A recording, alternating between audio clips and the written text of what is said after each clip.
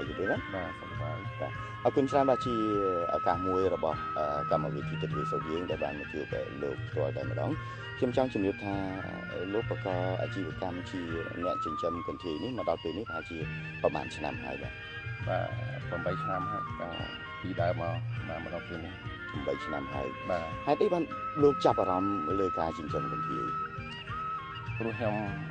មើលឃើញថាទីផ្សារនៅក្នុងប្រទេសខ្មែរយើងតម្រូវការ បាទ ហើយអត់មានអ្នកណាចិញ្ចឹមកន្ធាយ ហើយមានអ្នកចិញ្ចឹមកន្ធាយ បាទមកហើយខ្ញុំចូលទៅជាការចិញ្ចឹមកន្ធាយនេះគឺមានតែយើង បាទ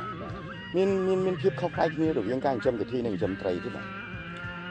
ការចិញ្ចឹមកន្ធាយនឹងត្រីដូចជាមិនខុសប្លែកគ្នាប្រហែលទេបាទព្រោះចិញ្ចឹមកន្ធាយគឺងាយស្រួលជាង បាទ បាទព្រោះកន្ធាយវាជាជីវិតមួយ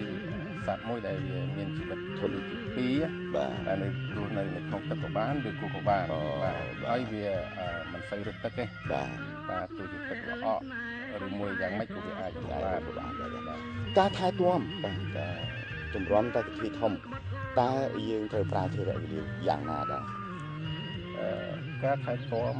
តាំងពីតូចរហូតដល់ចាប់លក់ បាទ គឺយើងត្រូវប្រើពេល8ខែ 8ខែ បាទ8ខែហ្នឹងពេលដែលយើងឲ្យស៊ីទៅដល់នេះយើងអាចជួយការចាប់លក់ទៅទីផ្សារបាន ចំណីវាយ៉ាងម៉េចដែរបាទព្រោះថាលោកអ្នកបានតាមដានទស្សនាហើយតម្រូវតែអញ្ចឹងហ្មងឬមួយយ៉ាងម៉េចចំណីសម្រាប់កន្ធាយ បាទចំណីសម្រាប់កន្ធាយយើងអាចឲ្យវាស៊ីដូចជាកូនត្រីកិនជាមួយតកួន បាទ បាទឲ្យវាស៊ីជារៀងរាល់ថ្ងៃបាទ ក៏ទៅចំណីកន្ធាយស្អាតបាតមែនអញ្ចឹងបានកន្ធាយនៅទីផ្សារមានតម្លៃសមរម្យគួរសមដែរអញ្ចឹងកន្ធាយហ្នឹងលោកភ្ញាស់ពងដើម្បីភ្ញាស់កូនខ្លួនឯងឬមួយក៏ទិញកូនមកពីណាហើយប្រភពកន្ធាយមកពីណាដែរ ពីរៀងរហូតមកខ្ញុំឆ្លោះកូននៅខ្លួនឯង បាទមានការលំបាកទេបាទក្នុងការកាត់ពូជ បាទការឆ្លោះកូននិងកាត់ពូជមានការលំបាកព្រោះនៅតំបន់នេះវាធម្មតាការភ្ញាស់យើងត្រូវការភ្លើង បាទ យើងផ្លោះដោយអ៊ីស៊ីលីបានយើងអាចភ្ញាស់ពីច្រើន បាទ គេថាយើងមានការលំបាកដោយសារតំបន់យើងមានភ្លើងថ្លៃបាទតែវាស្រួលហ្នឹង បាទនៅទីនេះលោកមានប្រមាណស្រះដែរសម្រាប់ចិញ្ចឹមកន្ធាយហើយបើគិតទៅប្រហែលជាប្រមាណក្បាលដែរទ្រុសបាទ បាទនៅទីនេះមាន4ត្រាស់ហ្នឹងបាទហើយជិត30000ក្បាល បាទ បាទ លោកមានកន្លែងចិញ្ចឹមតែមួយហ្នឹងទេឬមានកន្លែងណាផ្សេងទៀត កន្លែងច្រើន បាទ តាមដូចជាបងប្អូននៅហើយជា10ខេត្ត វ៉ាវ ម្នាក់នឹងមួយផ្ទះយើង យើងទៅ បាទ ការចិញ្ចឹមបែបហ្នឹងគឺគាត់ជាម្ចាស់ខ្លួនឯងលោកជាអ្នកយកកូនទៅជូនគាត់ឲ្យគាត់ចិញ្ចឹមហើយទិញពីគាត់មកវិញអញ្ចឹងមានន័យអញ្ចឹងហ៎ អ្នកទាំងអស់គ្នាហ្នឹងអ្នកដែលចិញ្ចឹមហ្នឹងគឺថាយើងអ្នកផ្ដល់ពូជទៅឲ្យបាទយកពូជទៅដាក់ឲ្យអញ្ចឹង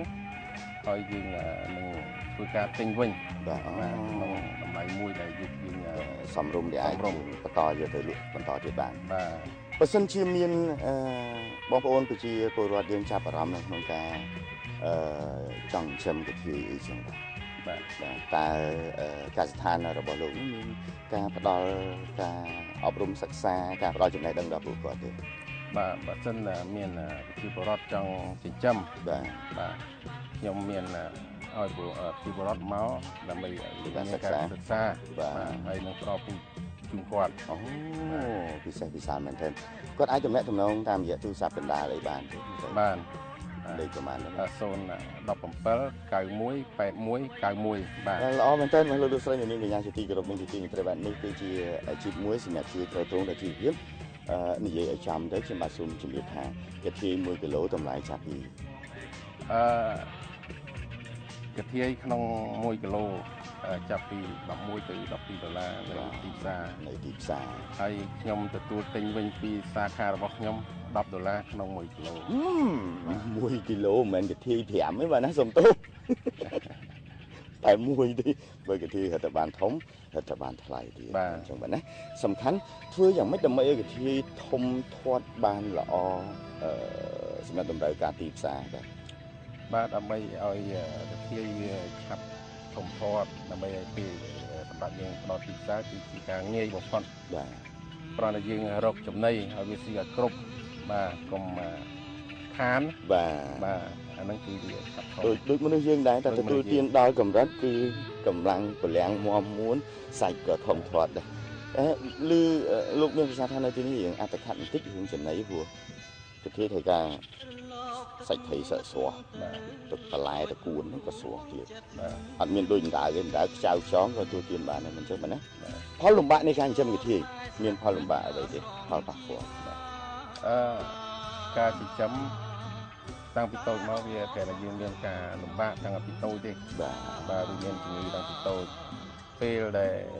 យើងដាក់មកចូលក្នុងស្រះធំបាទយើងអត់មានទទួលថាប៉ះពាល់រឿងជំងឺទេបាទបើសិនតែយើងប៉ះពាល់យើងអាចពិនិត្យលើកាធាយបាទបើសិនតែវាមានរបួសស្រាលយើងអាចធ្វើការព្យាបាលទាន់ពេលវេលាបាទពិសេសពិសាណាស់បាទសូមជម្រាបជាថ្មីបន្ថែមទៀតជូនលោកអ្នកបាទប្រសិនបើមានបំណងចង់ចិញ្ចឹមកាធាយតាក់ទងបាទលោកនេផ្ទាល់តែម្ដងបាទលោកម៉ាឌីណេតាមរយៈទូរស័ព្ទ017 91 81 91មានចាំបាទអរគុណច្រើនបងប្រុសបាទមានអ្វីបន្ថែមទៀតទេបាទហើយខ្ញុំស្ដាប់ផ្ញើទៅបើសិនភ្ញៀវចង់ទិញយកទៅហូបជាមួយភោជនីយដ្ឋានតាមភោជនីយដ្ឋានអាចចំណេញក្នុងបានហើយបើសិនជាបងប្អូនចង់ចិញ្ចឹមខ្ញុំនឹងផ្ដល់បច្ចេកទេសឲ្យហើយខ្ញុំនឹងទទួលទិញផលដែលបងប្អូនចិញ្ចឹមនឹងយកពូជពីខ្ញុំបានទៅបាទអរគុណបាទល្អណាស់បងអរមែនទេនេះឆ្លៀតអ្នកចង់ទិញកាធាយរកលោកម៉ាឌីណេ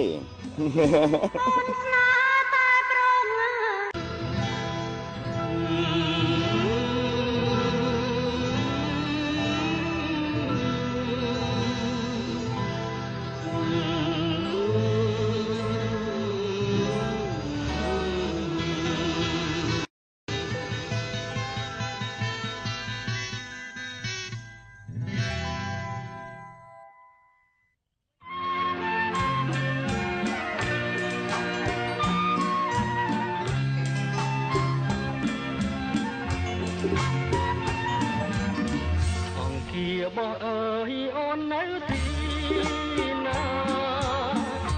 តែវិចាមិនឃើញអូនហើយបងចាំតើបាត់សូមឃើញរូបស្នួនអូនខាងរឿងអ្វី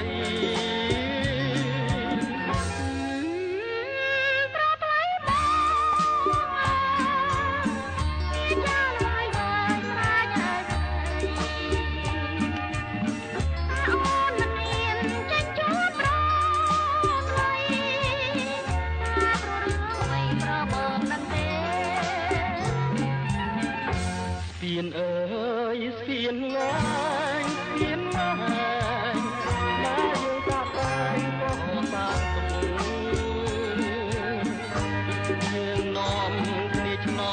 ងច្រកក្រោមលំទឹកស្ពានយើងសាងទុកជាស្ពាននិស័យ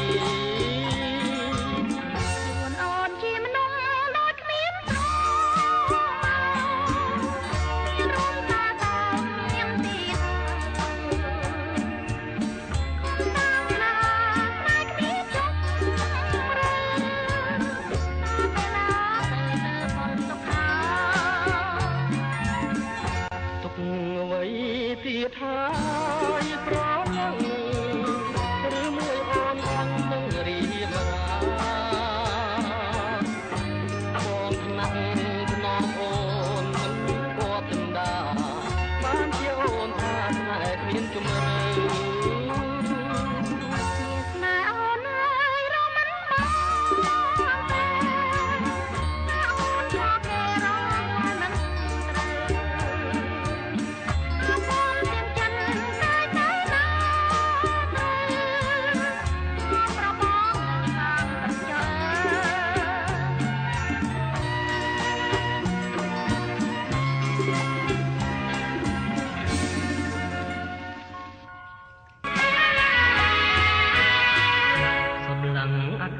អូនថាលីហើយលៀបគ្នាគឺឆ្លើយต้องសាខ្ញុំមកលៀបទៅខាងនួងគួងជាដូនជីលៀងបាបរួងដើម្បីទុកឈ្មោះឲ្យល្អពីរួងនៅក្នុងលោកា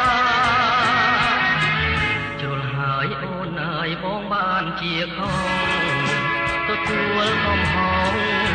ឈ្មោះថាជាប្រងបាត់ចិត្តស្នេហាកំឡុងខ្វងពេកមកភ្លេចបោខាតែជាសង្សារឆ្លត់ថាផាត់ថាប្រឡាយកាយផ្លូវសាងភ្នួងលៀងកម្មអស់ស្នេហ៍ចុកគិតក៏សាងជីវិតវប់នំសំពើកូនទៅរកដើម្បីជាផ្លូវទៅឲ្យសូមនៅឲ្យបានសុខចង ចុងបញ្ចប់នេះផងដែរខ្ញុំបាទនេះណាអាយម៉ានសូមអរគុណប្រិយមិត្តដែលបានចំណាយពេលតាមដានស្វែងយល់អំពីសត្វកន្ធាយជាមួយខ្ញុំបាទសូមគោរពជូនពរសុខភាពល្អអនាគតបវររុងរឿងសូមជួបគ្នាជាថ្មីនៅคลิปថ្មីៗបន្តទៀតនៅពេលក្រោយសូមអរគុណសូមជម្រាបលា